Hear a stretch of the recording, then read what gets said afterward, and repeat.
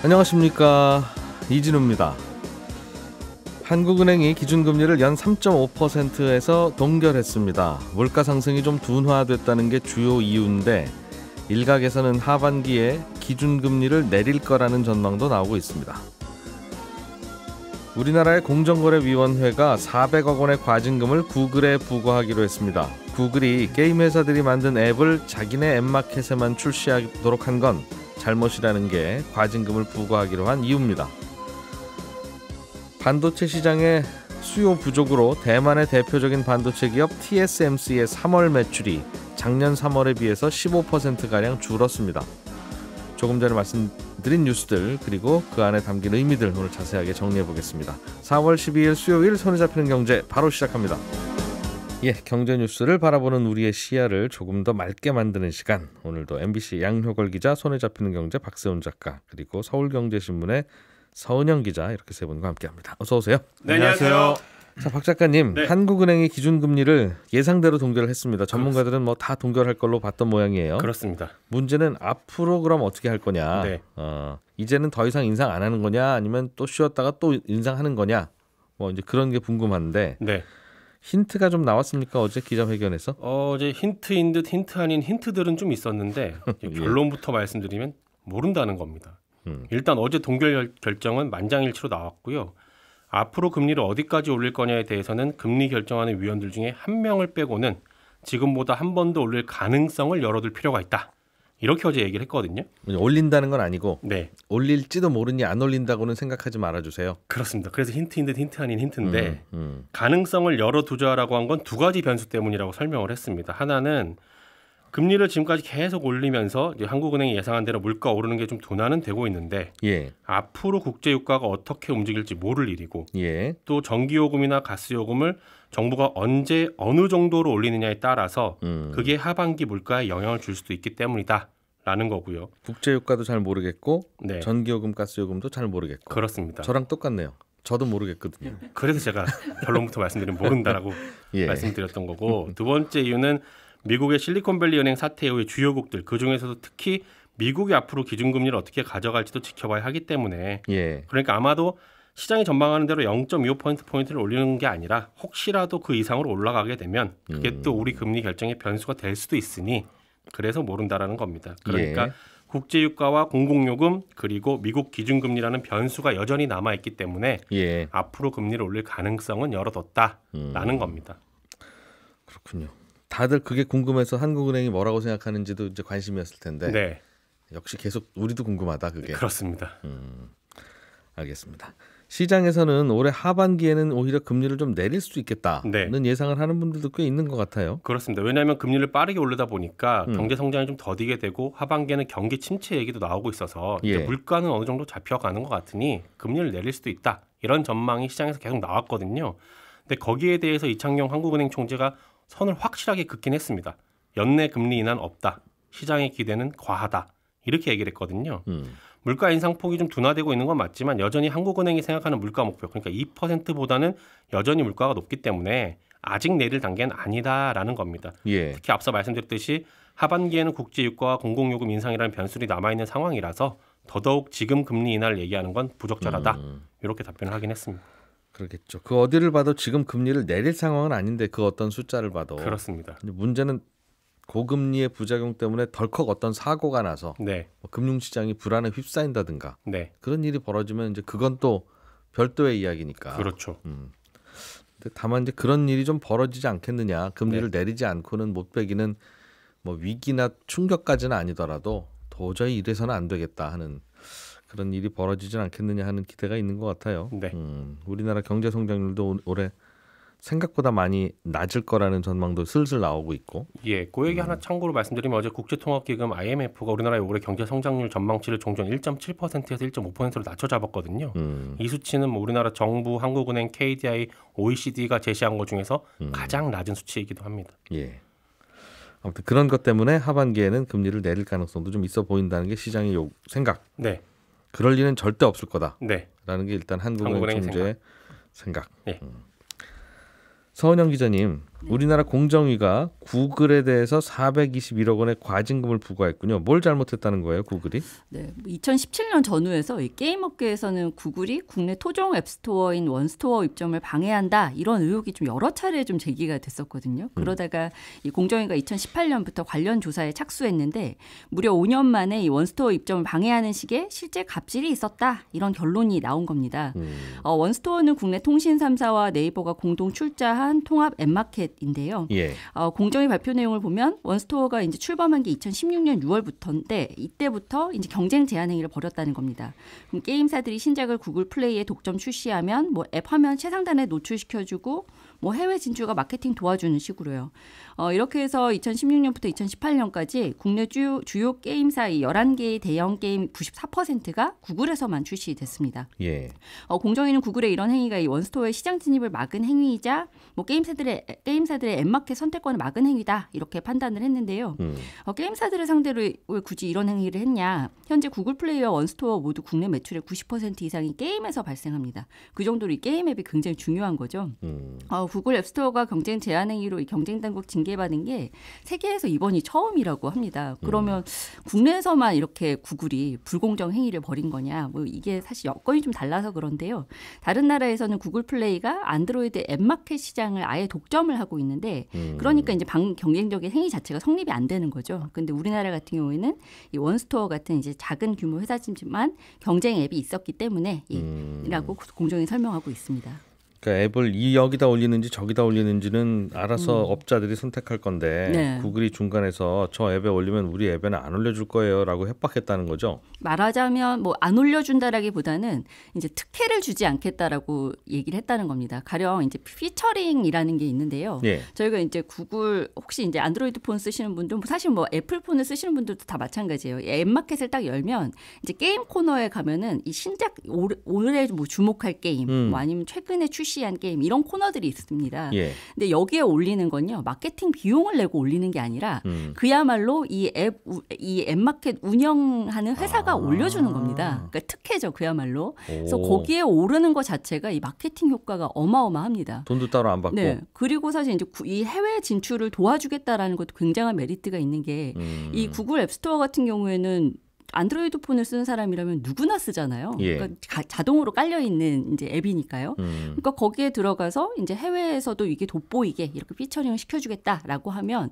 이게 상당한 메리트로 작용을 했던 겁니다. 야, 서점에서 사람들 눈에 잘 띄는 공간에 당신네 책 그렇죠. 쫙 깔아주는 거 해줄게. 네. 아유, 그냥 밥이나 사세요. 그런 게 있다는 거군요. 네, 맞습니다. 와, 근데 그런 거 안 해준다. 네. 저쪽 원스토어인가 어딘가 거기다도 납품하면. 그렇습니다. 그런 게 조사에서 밝혀졌습니까? 네, 일부 이 대형 게임사가 실제로 이 원스토어와 구글 플레이의 신작 게임 동시 출시하려고 이제 좀 추진을 하고 있었는데 이때 이 구글 본사 임원까지 직접 방한을 해서 설득하고 뭐 독점 출시 결정 받아냈다 이런 내용들이 이번 조사 결과에 명시가 돼 있습니다. 예. 그리고 뭐 게임사별로 이제 막 등급을 나눠서 중요한 회사들 위주로 해서 이 맞춤형 구글 플레이 독점 출시 확보 전략 이런 걸 짜서 이제 원스토어에 출시 안 하면 이렇게 해줄게라는 이런 이제 구체적인 전략을 짰다라는 거죠. 예. 그리고 한국법인 직원의 업무 메모에서 이 원스토어를 마이너 루저리그로 만들어야 같은 문구가 발견되기도 했습니다. 수첩이 발견됐군요. 네, 그렇습니다. 참 직장인들의 메모 습관은 정말 참 네. 좋은 거기도 하고 아닌 거기도 하고 어쨌든 네, 원스토어 역시 이제 구글의 갑질로 시장에서 제대로 경쟁할 수 없었다 이렇게 주장을 하고 있는데 가령 이 모바일 게임은 1년 전체 다운로드 수의 60% 가까이가 출시하고 바로 한 달 이내에 다 이루어집니다. 그만큼 이게 초기에 배포하는 게 굉장히 중요한데요. 서점에서 책도 그렇습니다. 맞습니다. 베스트셀러에 오르고 안 오르고가 중요하잖아요. 한 달 안에 결판 납니다. 네, 맞습니다. 그래서 이 구글에 독점 출시하거나 먼저 출시하면서 이제 원스토어는 핵심 게임들을 제때 확보할 수 없었다는 겁니다. 그러면서 이제 시장 점유율도 초기에는 어떻게 좀 힘을 발휘해서 20% 수준까지 올라갔었는데 이 영향으로 뭐 10%까지 떨어졌다가 겨우겨우 뭐 15% 수준까지 회복했다. 그런데 결국엔 피해를 봤다. 이렇게 주장하고 있는데 이번 공정위 결정 바탕으로 해서 원스토어는 구글의 민사상 손해배상 검토하고 있다라는 입장입니다. 알겠습니다. A마트에 대항해서 우리도 마트 사업 한번 해보려고 B마트가 간판 걸었는데 웬만큼 인기 있는 건 다 A마트에만 그렇죠. 납품하라고 협박하는 바람에 네. 우리는 뭐 물건도 없이 이러다가 지금 이렇게 됐지 않냐라는 네. 얘기고 맞습니다. 공정위는 그래 A마트가 많이 잘못했네라는 얘기인 것 같아요. 네, 정리를 맞습니다. 하면. 네. 그럼 앞으로는 이렇게 안 하는 겁니까 구글이? 구글이 하지 말라고 하고 하지 단속한다는 말라고 거예요? 했으니까 예. 하지 않아야겠죠, 당연히. 그래서 뭐 사실 이제 앞으로 뭐 이 과징금이 실제 물게 될지 뭐 이런 시정 조치를 받게 될지는 좀 사실 법정 공방으로 가는 경우가 워낙 많아서요. 사실 공정위 제재를 받게 되더라도 예. 이제 사실 뭐 그런 절차를 밟게 될 것으로 일단은 보이긴 합니다만 하지 말라는 거는 뭐 일단 조심스럽게 하지 않도록 않겠죠. 근데 문제는 그럼 정말 게임 회사들이 구글 눈치 안 보고 이제 원스토어로 게임 출시할 것이냐 이 문제인데 네. 제가 어제 게임사 몇 군 좀 전화해가지고 좀 통화를 해봤는데 좀 이제 공통적으로 하는 얘기가 뭐냐면 이 대부분은 이제 여러 플랫폼에 게임을 업로드하면 유지 관리가 좀 너무 어려워요. 그리고 수요가 분산돼서 유리할 게 없어요. 이런 말을 합니다. 그러니까 사실 이제 플랫폼의 힘은 이제 영향력, 독점적 지위에서 나오는 거잖아요. 그러니까 많은 사람들이 모여 있다든지, 뭐 구글 플레이나 넷플릭스처럼 뭐 출시만 하면 전 세계에 동시에 팔 수 있다든지, 입점하는 것만으로도 뭐 상당히 뭐 메리트가 있다면 영업 안 해도 사실 앱 출시하겠다는 회사들이 줄을 설 수밖에 없습니다. 그런데 지금 이렇게 게임 회사들이 구글이 앞으로 이런 행위 못하게 막아줄게라고 했는데도 좀 시큰둥한 거는 사실은 원스토어가 현재는 이제 이 플랫폼으로서의 매력이 아주 강력하진 않다라는 걸 좀 냉정하게 말할 수밖에 없는 거고요. 사람들이 별로 안 가는 마트니까 네. 거기까지 납품해서 물건 진열하고 하는 게 오히려 직원 인건비만 더 든다. 그렇습니다. 그리고 아까 이제 초창기 매출 이제 베스트셀러 오르는 게 이제 이 영업을 좌지우지한다라는 말씀도 하셨고 저도 그렇게 봤는데 이 실제로 정말 게임을 하시는 분들이 어떤 게임 다운로드할지 결정할 때 제일 중요하게 보는 게 게임 매출 순위. 게임 다운로드 순입니다. 그러니까 이 앱마켓 들어가서 남들은 게임 어떤 게임 하나 이걸 보면서 이제 결국엔 게임을 결정하다 보니까 제일 중요하게 보는 게 구글 게임 매출 순인 거예요. 구글 앱마켓에서의. 그러다 보니까 사실 이게 분산이 되면 내가 만약에 100명의 유저 확보하는 게임인데 80명은 구글에서 다운로드하고 20명은 뭐 원스토어에서 다운로드한다면 사실 20명 마이너스 20을 이제 감수해야 되는 거잖아요. 그러니까 사실 게임 회사들 입장에서는 이것 때문에라도 좀 회의적인 반응이 크다라고 보입니다. 원스토어로 보내면 그쪽에서 다운받는 분들이 있으니까 구글 플레이에서는 그만큼 덜 다운받을 거고 그렇죠. 우리한테 유리할 게 별로 없다. 순위에서 밀리니까. 그렇습니다. 알겠습니다.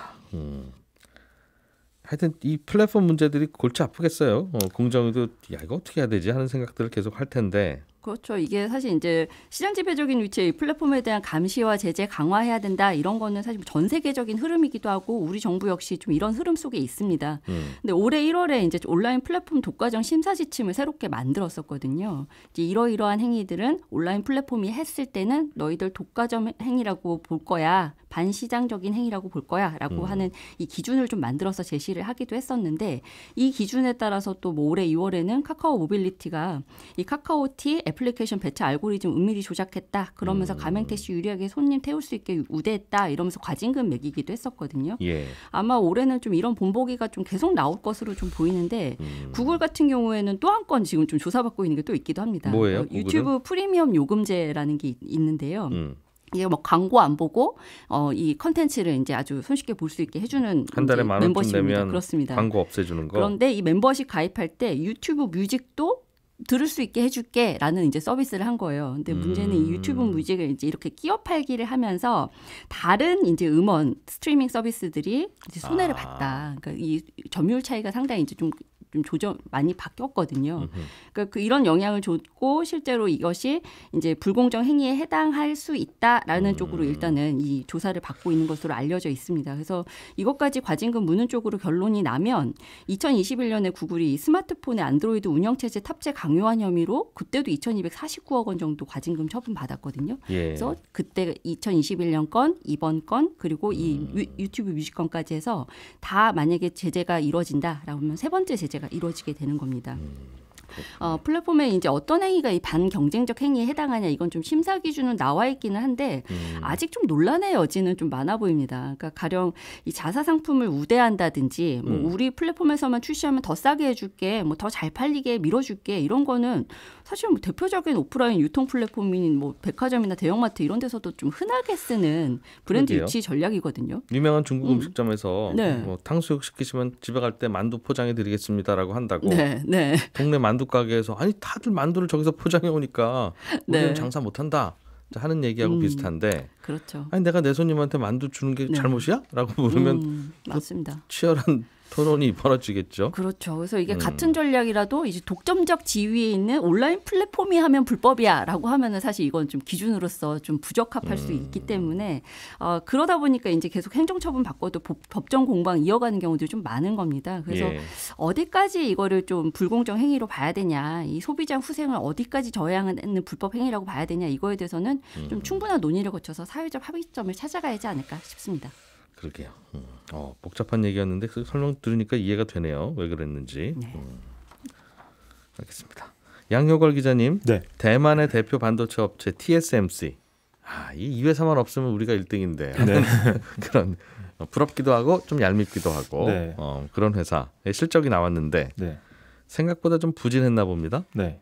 최근에 삼성전자 1분기 영업이익이 사실 1년 전보다 96%가 빠지면서 충격을 주긴 했었거든요. 근데 이 삼성전자 미국의 마이크론과 경쟁하고 있는 대만의 TSMC가 3월에 저조한 실적을 기록을 했습니다. 그래서 이 반도체 대량 위탁 제조, 파운드리 분야의 절대 강자라고 할 수가 있죠. TSMC가 3월 매출이 1년 전보다 한 15%가 줄었고요. 1분기 매출로 확대하자면 한 20% 정도 감소했습니다. 이 3월이 2월보다 또 쪼그라들었고요. 이 TSMC의 월 매출이 줄어든 게 2019년 5월 이후 거의 4년 만이거든요. 그래서 그동안 이제 반도체 불황기다 해도 꿋꿋하게 이제 매출 증가세를 보였는데 이 TSMC도 한계를 드러내는 거 아니냐 이런 이야기가 나왔고 게다가 이제 대만의 2위 반도체 업체인 UMC도 같은 기간 매출이 20% 줄었습니다. 그러면 이게 한 기업만의 문제가 아니고 이 반도체 기업들 전반이 올해 1분기 성적이 거의 어닝 쇼크 수준으로 계속해서 나타나고 있다. 이렇게 볼 수 있겠습니다. 이제는 반도체 경기 사이클이 그냥 전 세계 경기 사이클이랑 비슷하죠. 네. 경기 좋으면 이것저것 사들기 시작하는데 되게 사는 게 다 반도체 들어가는 거 사지 않겠어요? 네. 뭐 선물을 하더라도 다 반도체 들어가는 게 선물거리고 그러다 보니 요즘 워낙 사이클을 타고 경기가 안 좋으니까 근데 결국 돌고 돌아서 반도체 수요도 좀 적은 거 아니냐. 맞습니다. 그럴 것 같은데. 산업의 쌀이다 이렇게도 이야기를 하지 않습니까? 근데 사실 이 대만 반도체 업체의 1분기 실적을 우리가 굳이 이렇게 언급하는 이유는 이게 반도체 분야뿐만 아니라 전반적인 글로벌 수요의 부족을 아주 정확하게 잘 나타내고 있기 때문인데 게다가 또 선제적으로 반영하고 있다라는 이야기고요.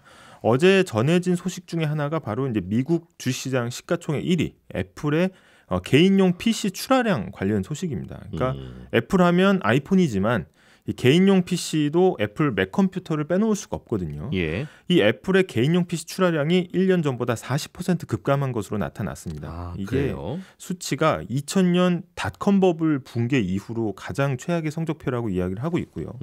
이 전 세계적으로 이제 PC 출하량이 이 30%가량 줄어들긴 했습니다. 전반적으로.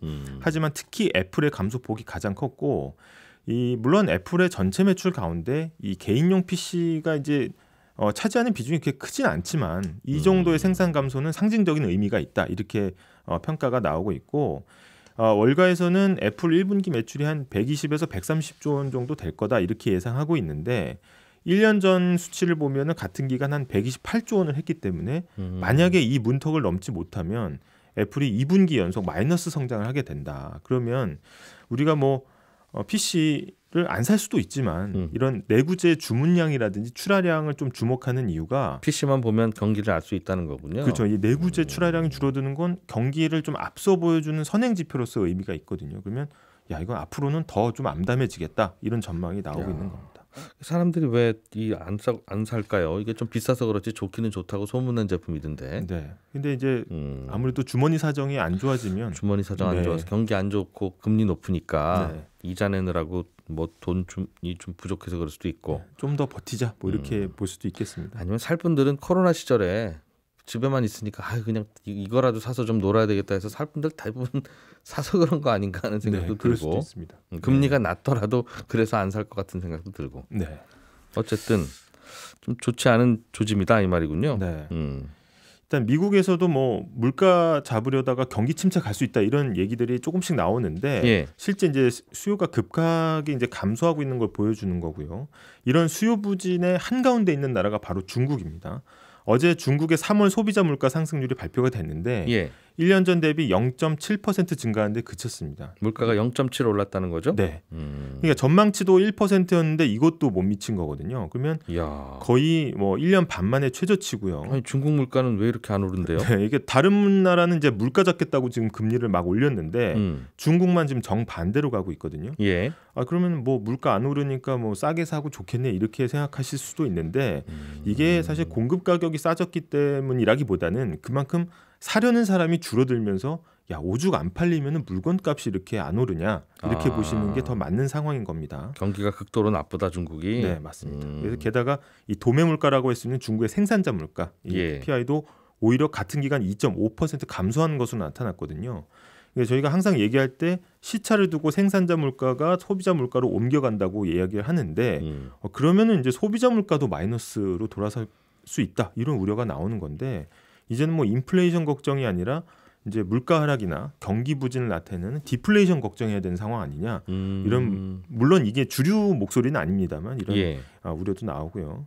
최근에 이제 산유국들이 이제 감산을 했는데 국제 유가가 생각만큼 가파르게 치솟지 않은 것은 결국은 쓸 사람이 부족해서 생긴 게 아니냐 이렇게 이제 해석이 나오고 있습니다. 뭐 물건을 만들 일이 있어야 석유를 사다 쓰지 네. 하는 네. 이 걱정이네요. 중국이 이 코로나에서 벗어나면 다들 이제 돌아다니면서 이것저것 물건 사고 쓰고 하면서 경기가 살아나서 네. 우리도 하반기에 경제 숨통이 좀 트일 거라는 게 우리 정부의 예측이기도 하고 기대이기도 하고. 네. 그래서 상저하고 일 거다. 맞습니다. 근데 네. 이 중국이 이렇게 가면 생각보다 좀 안 좋아질 것 같은데요. 네, 이게 우리가 중국의 소비자 물가랑 생산자 물가까지 신경 쓰는 이유가 이제 바로 이런 데 있는데요. 이 중국과의 교역량이 많은 우리나라는 중국 시장이 살아나는 것만 계속 바라보고 있었는데 중국의 내수 부진이 곧 우리나라 수출의 감소거든요. 그래서 예상이 조금씩 빗나가고 있고요.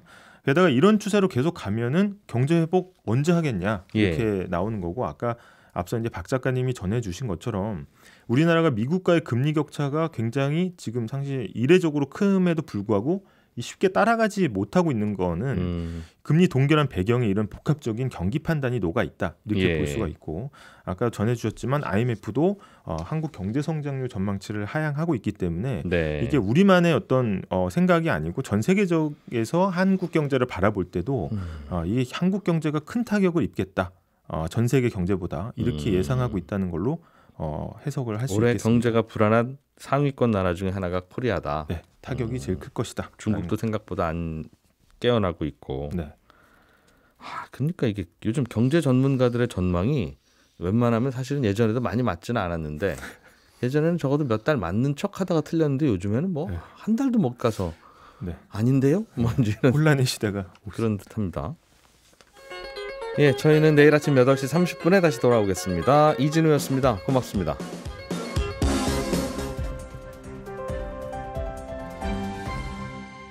경제를 생각하는 사람들의 즐거운 습관. 이진우의 손에 잡히는 경제.